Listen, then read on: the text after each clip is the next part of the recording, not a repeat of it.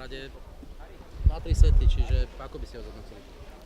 Tak veľmi pozitívne, pretože som vyhral zápas po niečo viac ako 3 mesiacoch, takže vnímam to veľmi pozitívne toto víťazstvo a super na tom bolo, že som to dokázal otočiť vlastne po prehratom prvom sete a ako som spokojný s dnešným výkonom. Čo sa hovorí vlastne, alebo teda vieme o tom zranení, kvôli čomu ste vlastne teraz mali výpadok v práci, čiže ako to vyzerá s tým zranením alebo s tým problémom? Tak ako samozrejme, že to nie je ešte úplne 100%. Ešte nerobím vôbec ani kondičné cviky na 100%. Povedal by som, kebyže to mám hodnotiť na percenta, tak je to tak 70%.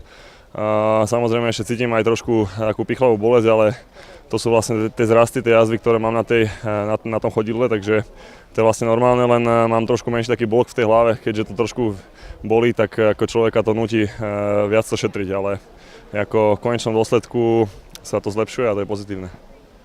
Bol to tento zápas aj možno takej tej trpezlivosti po tom prvom sete nájsť ten správny rytmus, že to bude len otázka času?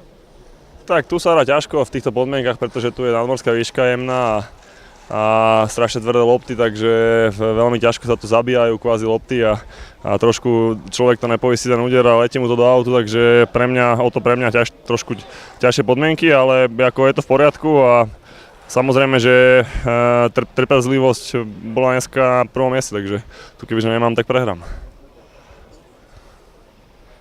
Dobre? Dobré rozohratie pred Wimbledonom. Neriešim Wimbledon, momentálne som v Poprade, takže na Poprad výborne a teším sa na druhé kolo.